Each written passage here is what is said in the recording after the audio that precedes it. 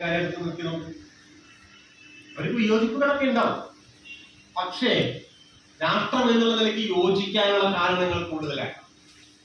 നിങ്ങൾ 2 ജർമ്മൻകാരെടുത്തു, 2 ഫ്രഞ്ചുകാരെടുത്തു, 2 കൊറിയക്കാരെടുത്തു, ആരെ മനസ്സെടുത്തു, അവർക്ക് രാഷ്ട്രമായി നിലനിൽക്കാനുള്ള യോജിപ്പിന്റെ മേഖലകളാണ് കൂടുതൽ. ഭാഷ തൊട്ട് സംസ്കാരം തൊട്ട് 100,000 കാര്യങ്ങളിൽ യോജിപ്പാണ് കൂടുതൽ. യോജിപ്പുകൾ ഉണ്ടാകാം. നിങ്ങൾ 2 ഇന്ത്യക്കാരെ എടുത്തു നോക്കും. ഒരു തമിഴനെയും ഒരു മലയാളിയെയും എടുത്തു നോക്കും.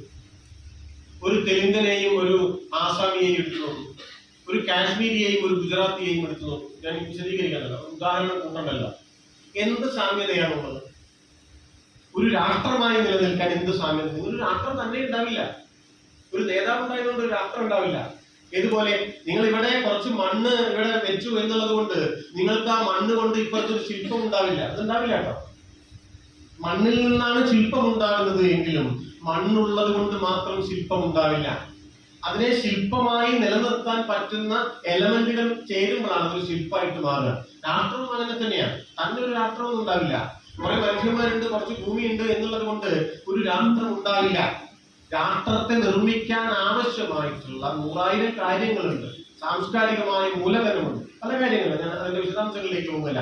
അത് വെച്ച് നോക്കിയാൽ ഒരു രാഷ്ട്രമായി നിൽക്കാൻ ഇന്ത്യക്ക് എന്താണ് ഉള്ളത്? ഒന്നുമില്ല കേട്ടോ. ഒരു രാഷ്ട്രമായി നിൽക്കാൻ ഇന്ത്യക്ക് ഒന്നുമില്ല പൊതുവായി എന്നുള്ളത് കൊണ്ടാണ് ഇന്ത്യൻ രാഷ്ട്രം ഉണ്ടാകാതിരുന്നത്. അങ്ങനെ ഒരു രാഷ്ട്രം ഉണ്ടായിട്ടില്ല. അവളം പറയാം, ഇവരൊക്കെ പറയാം. അത് ഉണ്ടായി ഇപ്പോ 47. നമ്മളിപ്പോ സംസാരിച്ചുകൊണ്ടിരിക്കുന്ന ആ ഇന്ത്യയെ പറ്റിയാണ്. നമ്മൾ സ്ട്രെങ്തൻ ചെയ്യാൻ ആഗ്രഹിക്കുന്നത്, നമ്മുടെ മക്കൾക്ക് കൈമാറാൻ ആഗ്രഹിക്കുന്നത് 47 രൂപപ്പെട്ട ആ ഇന്ത്യയെ പറ്റിയാണ്. ആ ഇന്ത്യയെ ശക്തിപ്പെടുത്തണമെങ്കിൽ ഭൂതകാലത്തിൽ നിന്ന് നാം എന്തെല്ലാം സ്വീകരിക്കേണ്ടതുണ്ട് എന്ന് മനസ്സിലാക്കാനാണ് വാസ്തവത്തിൽ നാം ഭൂതകാലത്തിലേക്ക് നോക്കുന്നത്. ഇപ്പൊ അങ്ങനെയല്ല സംഭവിക്കുന്നത്.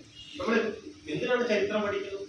നിങ്ങൾ എന്തിനാണ് ടിപ്പു സുൽത്താനെയും അല്ലെങ്കിൽ അശോകനെയും വേറെ ആരെങ്കിലും ഒക്കെ പറ്റി എന്തിനാണ് സിന്ധു നദി സംസ്കാരത്തെ പറ്റി പഠിക്കുന്നത്? അത് നിങ്ങളുടെ ലക്ഷ്യവുമായി കണക്റ്റഡ് ആണ്. ഒരു ആധുനിക ജനാധിപത്യ ഒരു സെക്യുലർ സ്റ്റേറ്റ് ഉണ്ടാക്കാൻ ഭൂതകാലത്തിൽ നിന്ന് എന്തെല്ലാം പഠിക്കാനുണ്ട്, വല്ലതും സ്വീകരിക്കാനുണ്ടോ? ഉണ്ടെങ്കിൽ സ്വീകരിച്ചാൽ മതി. ഇതായിട്ട് നടന്നോളൂന്ന് യാതൊരു നിർബന്ധമില്ല. അങ്ങനെ ഭൂതകാലത്തിന്റെ ഉപേക്ഷിക്കേണ്ട അവശിഷ്ടങ്ങൾ എന്തെങ്കിലും ഉണ്ടോ? ഏതിന്റെ ബേസിൽ?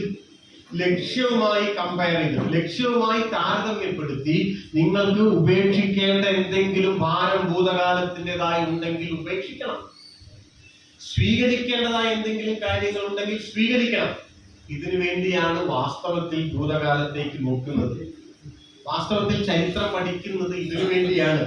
പക്ഷെ ഇന്ത്യയിലെ സ്ഥിതി ഇപ്പൊ ഇതൊന്നുമല്ല. അത് വേറൊരു വിഷയമായതുകൊണ്ട് ഞാനത് സൂചിപ്പിക്കാൻ ആഗ്രഹിക്കുന്നില്ല. അത് വേറൊരു കാര്യം. പറഞ്ഞു വന്നൊരു കാര്യമാണ്, ഈ മട്ടിൽ സാമ്രാജ്യ വിരുദ്ധ സമരം അതുണ്ടായപ്പോൾ നിങ്ങൾ ആലോചിച്ചു എങ്ങനെയാണ് ബ്രിട്ടീഷുകാർ ഇന്ത്യയെ ഒരുമിപ്പിച്ചതും ഇന്ത്യ എന്ന ഒരു രാഷ്ട്ര നിർമ്മിതിയിലേക്ക് നയിച്ചതും എന്നുള്ളത് ഒട്ടൊക്കെ നമുക്കൊരു തമാശയായിട്ട് തോന്നും. കാരണം ഈ മിഷേൽ ഫൂക്കോ എന്ന് പറഞ്ഞൊരു ഫ്രഞ്ച് ചിന്തകൻ ഉണ്ടായിരുന്നു. അദ്ദേഹത്തിന്റെ ഒരു പ്രയോഗമുണ്ട്. അദ്ദേഹം പറയും, അതായത് നിങ്ങളുടെ പ്രവൃത്തി ഒരു കാര്യമാണ്, ആ പ്രവൃത്തി ചരിത്രത്തിൽ പ്രവർത്തിക്കുന്നത് വേറൊരു കാര്യമാണ്. അങ്ങനെ ബ്രിട്ടീഷുകാർ ഇന്ത്യയിൽ വന്നത് ഇന്ത്യക്കാരെ നന്നാക്കാനും ഇന്ത്യ ഉണ്ടാക്കാനും ഒന്നുമല്ല. അവരുടെ നാട് നന്നാക്കാനാണ്, കച്ചവടത്തിനാണ്, ഇവിടുന്ന് കൊണ്ടുപോകാനാണ്. പക്ഷെ എന്താണ് അതിന്റെ റിസൾട്ട് ഉണ്ടായത്? അവരുദ്ദേശിച്ച കാര്യമൊക്കെ നടന്നു. അതിന്റെ അടുത്ത റിസൾട്ട് എന്താണ് ഉണ്ടായത്? അവരറിയാതെ അക്കാലം വരെ ഉണ്ടായിട്ടില്ലാത്ത ഇന്ത്യ എന്ന രാഷ്ട്രത്തെ രൂപീകരിക്കാൻ ആവശ്യമായ ചില സംഗതികളില്ല. ഉദാഹരണം കമ്പിത്തപാൽ, അല്ലെങ്കിൽ നിങ്ങൾ ആ മേഖലയിലാണ് ഓർത്തുന്നത്. കമ്പിത്തപാൽ നിങ്ങൾ ആലോചിച്ച് നോക്കൂ. ഇപ്പോ നിങ്ങള് തൃശ്ശൂരിൽ നിന്ന് ഡൽഹിക്ക് ഒരു കത്തയക്കുന്നതും തൃശ്ശൂരിൽ നിന്ന് ദുബായിക്ക് ഒരു കത്തയക്കുന്നതും 2 കത്താണ്. കമ്പിത്തപാൽ മേഖല എങ്ങനെയാണ് ഇന്ത്യയെ ഒരുമിപ്പിച്ചത് എന്നതിനെ പറ്റി വലിയ പഠനങ്ങൾ നടന്നിട്ടുണ്ട്. ചിലപ്പോൾ നിങ്ങൾ ആരെങ്കിലും അത് ശ്രദ്ധിച്ചിട്ടുണ്ടാവും എന്ന് ഞാൻ വിചാരിക്കാം. ബ്രിട്ടീഷുകാരുണ്ടാക്കിയതാണ്. അവരുടെ ലക്ഷ്യമായിരുന്നില്ല ഇന്ത്യയെ യുണൈറ്റ് ചെയ്യുക എന്നുള്ളത്. അവരുടെ ലക്ഷ്യമായിരുന്നില്ല. അവരുടെ എളുപ്പത്തിന് വേണ്ടി ചെയ്തതാണ്. പക്ഷെ ആ പ്രവൃത്തി അവർക്ക് തന്നെ വിനാശകരമായ ഒരു തരത്തിൽ ചരിത്രത്തിൽ മാറിയിട്ടുള്ളത്. ഇത് തന്നെയാണ് റെയിൽവേയുടെ കാര്യത്തിലുണ്ട്. ഇപ്പൊ നിങ്ങളുടെ ഹിമസാഗർ എക്സ്പ്രസ് തിരുവനന്തപുരത്ത് അല്ലേ, ഏതുവരെ മറ്റേ തൃശ്ശൂർ സോറി ജമ്മു കാശ്മീർ വരെ ഹിമസാഗർ എക്സ്പ്രസ്. അപ്പോ നിങ്ങൾ ഇവിടുന്ന് അതുവരെ ഒരു രാജ്യത്തിലാണ്. എന്താണ് അവിടുന്ന് അങ്ങോട്ട് ഇല്ലാത്തത്? അവിടെ ഇന്ത്യ അവസാനിച്ചത് കൊണ്ടാണ് കേട്ടോ, ഇന്ത്യ അവസാനിക്കുന്നതുകൊണ്ടാണ്. അപ്പോ കമ്പിത്തപാലും റെയിൽവേയും ഉൾപ്പെടെയുള്ള തങ്ങളുടെ ഭരണ നേട്ടത്തിന് സൗകര്യത്തിന് വേണ്ടി ഉണ്ടാക്കിയ കാര്യങ്ങൾ ഇന്ത്യയെ ഒരുമിപ്പിച്ചു എന്നുള്ളതാണ് ഒരു കാര്യം.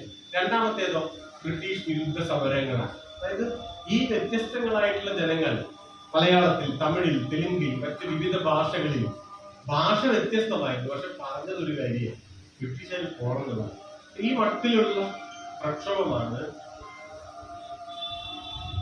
മട്ടിലുള്ള പ്രക്ഷോഭമാണ് ഇന്ത്യ എന്ന രാഷ്ട്രത്തെ ഉണ്ടാക്കിയത് എന്നാണ് പറഞ്ഞു വന്നതിന്റെ ഒരു കാര്യം. ആ രാഷ്ട്രം 50-ൽ പ്രഖ്യാപിച്ചത് നമ്മളൊരു സെക്യുലർ ഡെമോക്രാറ്റിക് സ്റ്റേറ്റ് ആണ് എന്നാണ്. അതിലൊന്ന് ഇപ്പൊ ജനാധിപത്യത്തെ സംബന്ധിച്ചുള്ളതാണ്. ഒരു ഇലക്ഷന്റെ കൂടി പശ്ചാത്തലത്തിൽ യഥാർത്ഥത്തിൽ ജനാധിപത്യം, സെക്യുലറിസം തുടങ്ങിയിട്ടുള്ള മൂല്യങ്ങൾ നമ്മളൊരു വെള്ളമൊക്കെ ഇങ്ങനെ കയ്യിലെടുത്താലില്ലേ, അത് ചോർന്നു പോകുന്നത് പോലെ ചോർന്നു പോയിക്കൊണ്ടിരിക്കുന്നു എന്നതാണ് ഇന്ന് നാം നേരിടുന്ന വലിയ പ്രതിസന്ധികളുള്ളത്. അതിന്റെ പല കാരണങ്ങളിൽ, അതിന്റെ ഒരുപാട് ലക്ഷണങ്ങളോ ഉദാഹരണങ്ങളോ ഒക്കെ നമുക്ക് പറയാൻ പറ്റും. പറ്റുമെങ്കിൽ അത് പറയാം. അതിന്റെ കാരണങ്ങളിലേക്ക് പോയാൽ ജനാധിപത്യം എന്ന് പറയുന്നത് യഥാർത്ഥത്തിൽ എന്താണ്?